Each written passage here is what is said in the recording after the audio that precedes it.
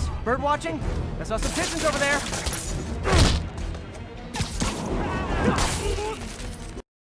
Okay, Yuri, all done. We've all grown up with the Superman and Dark Knights, but the age of heroes has never been more apparent than it is now. Countless superhero films, numerous TV shows, various comic book promotions and tie-ins. Now, more than ever, is a time when heroes are the major media properties of our age. However, Spider-Man always represented more than just a major media property.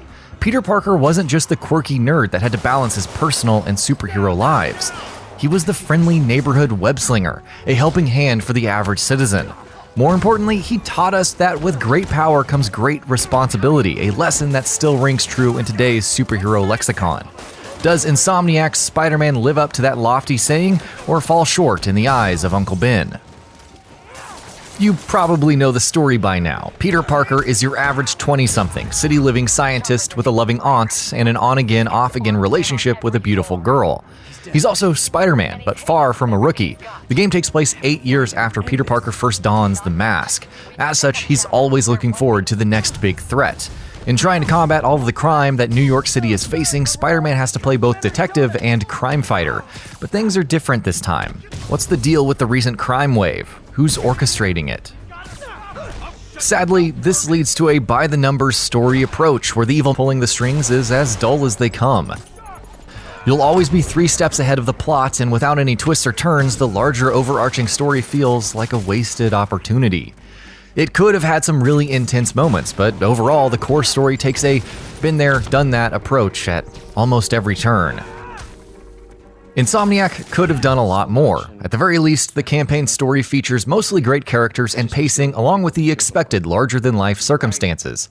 In terms of characterization and likability, Mary Jane and Aunt May are on point, providing an emotional attachment to Peter Parker that has felt lacking in other Spidey titles. The cutscenes further accentuate this, lending a heavy cinematic feel to the game. Though Peter Parker and Mary Jane may also kick in at key points for gameplay purposes, their overall delivery and pacing is well done. Facial motion capture is the biggest draw. Seeing the emotion playing out on the faces of these familiar characters is very endearing, even if we've known them for decades. The story, however, plays second fiddle to the massive open world that is New York City. This is Spider-Man's playground, a vertical jungle gym of concrete skyscrapers and subways. However, on the ground level, it's a multifaceted society with bystanders and citizens both excited and enamored with Spider-Man. Some sights will be familiar to Marvel Comics fans, while the vehicular density and reactions of bystanders as they ask for high fives and call out to you really make this feel like Marvel's backyard. It's the little things that help cement the fact that you are Spider-Man. Additionally, while everyone else is talking about graphical downgrades, I played on a base PS4 and the game looks great for the most part. Much of New York City is beautiful, especially when you're soaring by towers at breakneck speeds. There are some muddy details here and there, but nothing that should distract from an altogether beautiful world. You'll be spending much of your time web-swinging around the city, traveling from point A to point B, so the game has implemented a few optional sightseeing quests to try to get you out on the ground from time to time. There are fast travel points for those who get tired of swinging, but I preferred going the long way, every time. The controls for swinging are simple trigger pull and release mechanics, where if you practice enough, getting around at top speed becomes second nature. It's all physics and momentum based though, so if there's nothing to web sling from, Spidey is effectively grounded.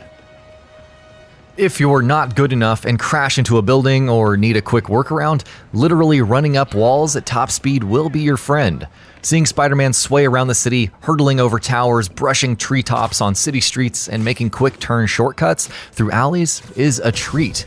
If you thought Insomniac was on point with Sunset Overdrive's movement, then Spider-Man takes it several steps further still. However, deja vu is a big factor here. During the campaign, you'll notice action scenes playing out identically to others before them. In fact, just as an example, as I was battling my way through a certain sequence, I realized a set piece had been reused and recycled at least 3 times within the campaign. This repeated use of scenes and moments within the game is actually a much bigger deal than it may sound. as the entire game takes place within New York City. Seeing the same buildings and monuments continually necessitates some big moments to spice things up. Repeated experiences or moments that are only slightly changed from before then can end up feeling a bit more egregious in their monotony as a result. In terms of his arsenal, Spider-Man has an entire closet of suits along with numerous gadgets. With a number of unlockable suits, you're sure to find a costume that will make you feel like the Spider-Man that you want to be. Most suits have unlockable powers or abilities to help you on your adventure, while some will be helpful like the default advanced suit, others are just for fun, which we'll leave for you to discover as the game goes on. Each suit is unlocked with in-game progression and through the resource token system. When Spidey can't get the job done with his fists, his various gadgets come into play. Whether it's using the web shooters to stick enemies to walls or web bombs, these gadgets can be especially helpful and are easily accessible via the gadget wheel in combat. Overall, however, the gadgets feel uninspired, leaving you wanting more than what's on to offer, which is surprising to see in an Insomniac game. If you're not smart with your usage of gadgets, you'll run out very quickly, as each of them only has a few uses. Unlike the web shooter, most gadgets also do not reload after a period of time. However, along with finishing off enemies and performing certain maneuvers around the city, each gadget can be upgraded to provide more uses. And of course, upgrading them also makes them more potent. Spider-Man is also equipped with a set of unlockable skills, which are spread across 3 ability trees, with each focusing on separate aspects of the gameplay loop. Choosing the Quick Zip ability, for instance, allows you to move around the city faster, while Yank and Throw lets Spider-Man pull guns out of enemy hands with a single web sling. Thanks to the generous amounts of XP from main missions, these skills are also easy to unlock and come in quite handy. Being able to pick and choose your skills provides some nice twists for those who want to play Spider-Man in their own specific ways. Hope they're okay. If you really want to get into the meat of progression, the resource tokens are your ticket. Resource tokens are earned through side quests and side missions, motivating players to go out of their way and explore the city. The tokens are most helpful for upgrading suits or providing upgrades such as more damage resistance or greater melee damage, among other things. Mods can also be upgraded with tokens and bestow benefits like increased focus time. From research tokens to backpack tokens, if you want a specific gadget or spider suit, you have to partake in the required side missions that give out those specific kinds of tokens. Side quests and missions are scattered throughout every inch of the city. Several different side mission types exist, like Backpack, Crime, Landmark, Base, Research, and Challenge. These will be easy to locate on the minimap once you've made the entire city visible, following a distortion breach as part of a Ubisoft-esque radio towers mechanic. Backpack quests send Spider-Man out hunting for his own webbed backpacks from his earlier years as the web-slinger hidden throughout the city. Crime missions are random crimes that must be stopped. Landmark quests require photographing buildings and monuments scattered around New York. Base missions send you to enemy strongholds to clear them out. Research missions have Spider-Man collecting airborne samples, and finally, challenge missions require competing in a variety of time-based obstacles. This doesn't include the requests from citizens while our hero swings around the city restoring power generators and chasing birds. All, or most of these activities, though, have an element of fetch questing to them, which kind of makes them all feel the same.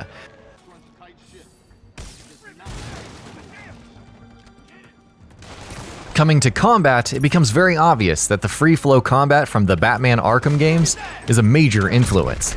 Hit square to attack, circle to dodge, building up combos and filling that focus meter. Using gadgets and abilities along with fisticuffs will be your best chance at surviving the constant onslaught of enemies. By filling the focus meter, Spider-Man can execute special moves to clear out the average slate of goons immediately. However, keep in mind that mindlessly punching is easily punishable by your foes. Dodging bullets and cheap shots, making good use of spider webs and gadgets, and applying the right mod along with the right suit can often turn the tide, resulting in your focus meter getting filled. If you decide to go the gadget route, be prepared to start swinging your fists right after, because only a few gadgets will take an enemy down on their own. They're mostly designed to hinder the enemy, but use them smartly and you can end up with some interesting results, despite them being largely uninteresting. As such, combining your skills, gadgets, and melee attacks together is paramount to success.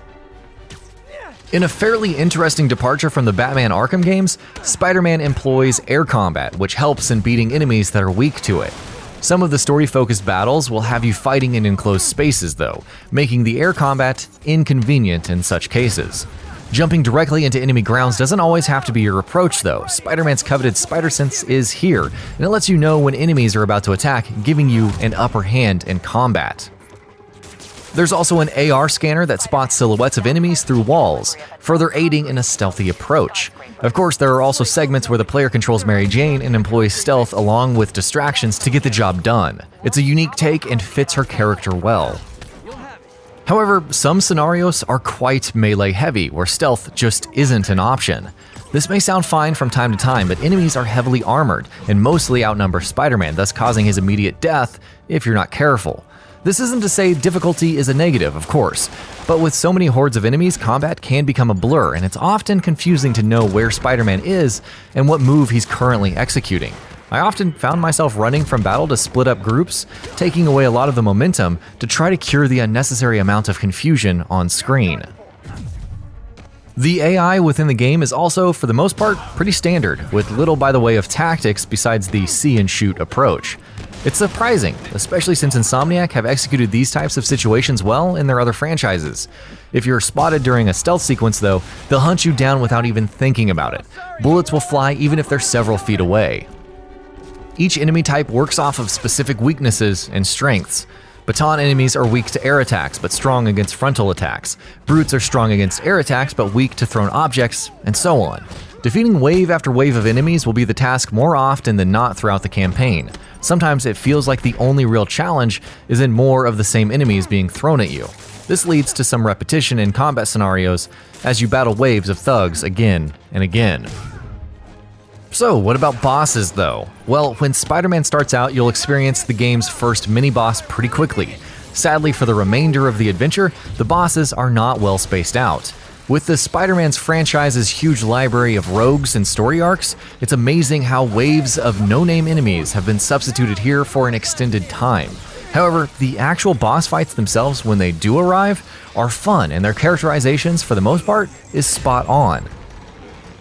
The use of QTEs might put off some players, or even disappoint many, but for the most part there is a nice balance between QTE cinematics and gameplay, so the boss fights could go either way depending on what you are expecting. If you're looking forward to a cinematic style boss fight, then Spider-Man will surely not disappoint. If you have a different taste though, then it will surely not please you. Much like our favorite web-slinger, this bold new Spider-Man game has its ups and downs. The excellent cinematic presentation, wonderful characterization, stellar movement, and strong combat, not to mention the atmosphere of New York and its denizens, coupled with the sheer number of things to do, stand out as strong points to rally behind. However, repetition, poorly spaced out boss battles, uninspired gadgets, fetch quest style side missions, and the story's predictability can affect the experience for some. Spider-Man may be criticized by some for not being the stellar PS4 exclusive that it was ravenously hyped up to be by many. While the jury may be out on whether or not Insomniac takes old Webhead to new heights, Spider-Man gives us Peter Parker, his world, and a life through the eyes of great responsibility, wrinkles and all. And that about does it for this video. If you enjoyed what you watched and want to see more from GamingBolt, you can always hit that subscribe button and turn on the bell icon next to it. That way you will never miss any of our videos.